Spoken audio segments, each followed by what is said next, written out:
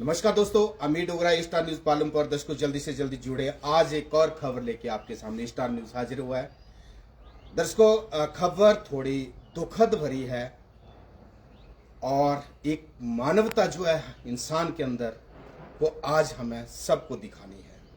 मैं बात करना चाहता हूं ब्लॉक भवारना के अंतर्गत ग्राम पंचायत बंड गवार की, जहां से एक ऐसी अभागी महिला जो पिछले 24 वर्षों से दुखों के साथ, जैसे मां रानी लक्ष्मीबाई अंग्रेजों मुगलों के साथ लड़ी थी, वैसे वो 24 वर्षों से ये शशि गुलेरिया दुखों से लड़ाई लड़ रही है। और आज हालात ऐसे बने हैं कि वो लड़ते लड़ते अपने 2 बच्चों को और अपने पति को भी खो चुकी है। एक हंसता खेलता परिवार था, पति और 2 लाडले। दोनों लाडलों को भी मौत के आगोश में जाना पड़ा और पति को भी चला गया। और आज अकेली असहाय ये महिला जो है, दुखों का पहाड़ सिर पे पड़ा हुआ है और फिर भी चली है। तो मैं सभी लोगों से अपील करूंगा, हाथ जोड़ के विनती करूंगा कि आए हम सब और इस मानवता की को ध्यान में रखते हुए इस महिला की मदद करें। फर्क इतना है कि अकेली है, लड़ाई अकेले लड़ी 24 वर्षों की। और देखिए, सबसे बड़ी बात जो मैं कहना चाहूंगा, आपको बताना चाहूंगा, ये घर भी बताऊंगा और उस महिला से भी मिलवाऊंगा। आज से 24 वर्ष पहले की बात करना चाहूंगा। वर्ष 2008 दिसंबर की 13 तारीख को 24 साल 6 महीने का बेटा पालमपुर एक्सीडेंट में मौत के आगोश में चला जाता है। पीछे घर में एक बेटा, पति और स्वयं वो मां। आंसुओं की धारा बहती गई और धीरे धीरे धीरे धीरे उस दुख को जो है अपने आंसुओं में समेटना शुरू कर दिया। भाग्य की विडंबना देखिए दर्शकों, मैं बताना चाहूंगा, 13 दिसंबर 2008 को पिता पुत्र की मौत होती है एक्सीडेंट से। और ठीक 8 साल के बाद ही 13 दिसंबर 2016 को पति की भी मौत हो जाती है। एक ही दिन, एक ही तारीख, और पति भी अलविदा कह के चले जाते हैं पितर अपने पुत्र वियोग में। दर्शकों, फिर बचते हैं पीछे से एक मां और एक बेटा। दोनों अकेले, दुखों का पहाड़ था। बेटे ने ढांढस बिठाया, मां चिंता मत कर, +2 पास था, होटल मैनेजमेंट की हुई थी और धीरे धीरे मेहनत मजदूरी करना शुरू कर दिया और अपना और अपनी मां का पेट पालना शुरू किया। मगर भाग्य को कुछ और मंजूर था। दर्शकों, ऐसा कोरोना काल का समय आया और कोरोना काल के समय में 3 इंजेक्शन लगने के बाद उस बेटे को बीमारी हुई और बीमारी की वजह से 23 नवंबर 2024 को वो बेटा भी इस अभागी मां को छोड़ के चला गया और मौत के आगोश में पहुंच गया। आज ये विधवा और अपने 2 बच्चों को खोने वाली अकेली इस दुनिया में कोई इनकम का साधन नहीं है, अकेली अपना जीवन यापन कर रही है। मेरी कुछ सभी लोगों से अपील है कि आओ मिलकर हम इनकी मदद करें। और जब महिला से बात की तो यहाँ के स्थानीय पंचायत के प्रधान, उप प्रधान, उन्होंने काफी ज्यादा मदद की है। जो उनसे होती है वो करते हैं, जिसके लिए मैं उन पंचायत प्रधान और उप प्रधान का बहुत बहुत धन्यवाद करता है। यहाँ के महिला मंडल जो उन्होंने भी मदद की है। और सबसे बड़ी दुख की बात यह भी है, इन्होंने जो बताया है कि वर्ष 2016 में जब पति का देहांत हुआ तो अंत्योदय से भी इनको BPL श्रेणी से भी निकाल दिया था। किन कारणों से निकाला था?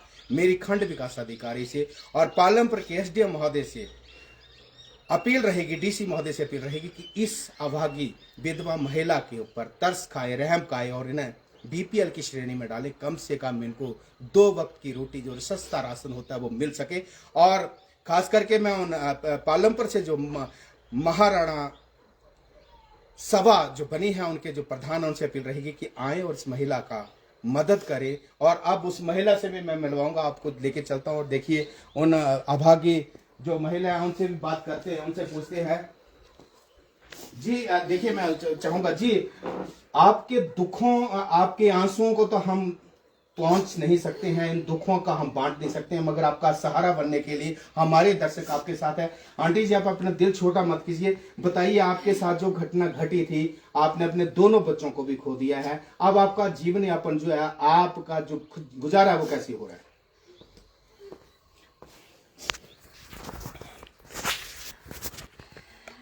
बैठ जाओ आंटी जी, आप बैठ जाइए। देखिए दर्शकों, इनके आंसू क्या बयां करते हैं, आप खुद स्वयं दिखाए। एक ये वो माँ है, बच्चों को खोया, पति को खोया, और आज अकेली इस घर पे, जो एक हंसता खेलता परिवार था, हंसते खेलते दो लाडले थे।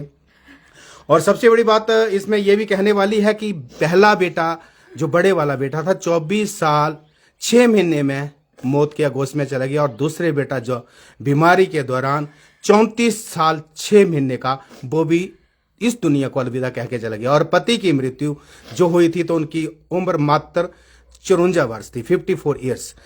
जी आंटी जी, बताइए आपका अब गुजारा कैसे चल रहा है घर का?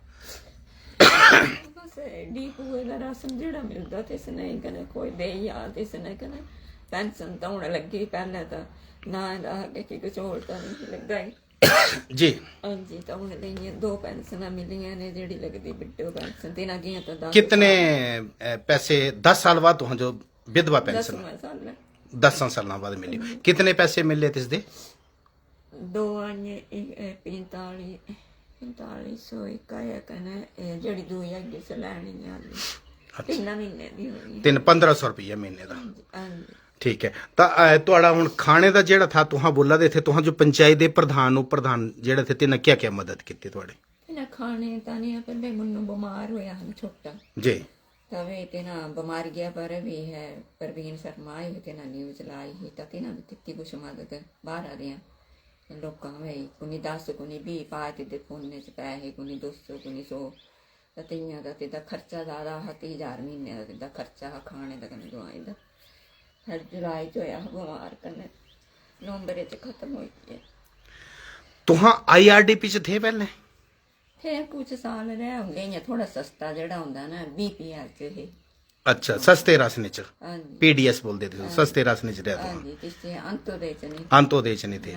तो हुण तुहां जो अंत्योदय च पाया नहीं ना?